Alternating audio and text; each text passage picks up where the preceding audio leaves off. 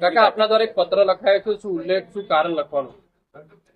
આપણે સૌ જાણીએ છીએ કે ચોમાસામાં વરસાદ દરમિયાન સુરત શહેરના રસ્તાઓનું ખૂબ ધોવાણ થયું છે. મોટા મોટા ખાડાઓ પડ્યા છે. અસહ્ય ત્રાસદાયક રોડ તૂટી ગયા છે. જોકે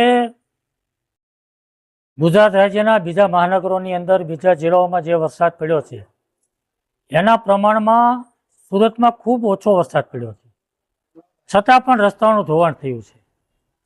માનો કે આપણે માની લઈએ કે વરસાદ પડ્યો છે, ચોમાસા દરમિયાન રસ્તાઓનું ધોવાણ થાય છે, તો માની લઈએ કે થયું. પરંતુ વરસાદ બંધ થયા પછીનું રિપેર તો થવું જોઈએ. રસ્તાઓનું રિપેર, ખાડાઓનું રિપેર તો થવું જોઈએ ને.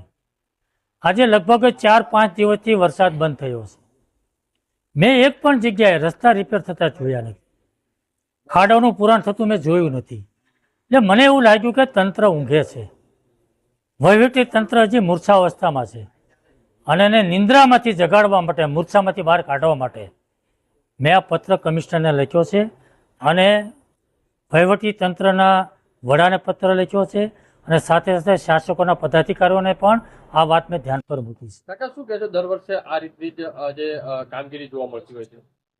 મને એવું લાગે છે કે આજના આધુનિક ટેકનોલોજી યુગની અંદર આનું કાયમિક નિરાકરણ થવું જોઈએ. મેં અનુભવ કર્યો છે કે સુરત શહેરની અંદર જ્યાં પણ રસ્તાઓ ધોવાય છે, જ્યાં પણ ખાડાઓ પડે છે, દર વર્ષે એકને એક જગ્યાએ પડે છે. જ્યાં 4 રસ્તા હોય, 3 રસ્તા હોય, સર્કલ હોય, જ્યાં પાણી ભરાતું હોય, આવી અમુક જગ્યાઓ ફિક્સ છે, ત્યાં ખાડાઓ પડે જ છે. તો દર વર્ષે એક જ જગ્યાએ ખાડાઓ પડતા હોય તો નિરાકરણ શું? આ ટેકનોલોજીનો ઉપયોગ થઈને ત્યાં રિપેરિંગ કેમ નથી થતું? આરસીસી રોડ કેમ નથી બનતો? એની પાછળનું કારણ શું કાકા, શું લાગે? બેદરકારી. વહીવટી તંત્રે જે કામગીરી કરવી જોઈએ એમાં બિલકુલ બેદરકારી છે, સંકલનનો અભાવ છે અને ઈચ્છા શક્તિ નથી. અને મને એવું લાગે છે કે જે પણ રોડ બને એ તૂટી જાય, ખાડાઓ પડે તો જવાબદારી કોની? એજન્સીએ કેવું કામ કર્યું, કેવું નથી કર્યું, એ સંભાળવાની જવાબદારી કોની છે? વહીવટી તંત્રની છે, વહીવટી વડાની છે. એ એજન્સી સામે કાયદેસરના પગલાં ભરવા જોઈએ. કાર્યવાહી થઈ કેમ થતી નથી?